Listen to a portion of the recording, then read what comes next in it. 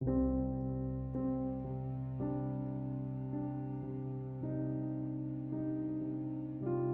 add or remove weather on lock screen and always on display in Samsung Galaxy S10.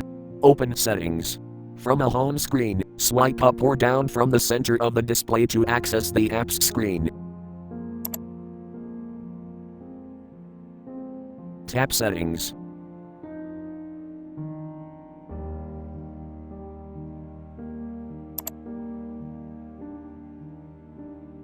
Tap Lock Screen.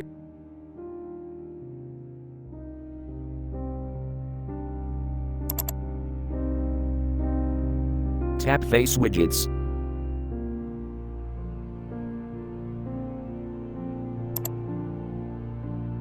Tap Weather Switch until blue to add, or tap until gray to remove.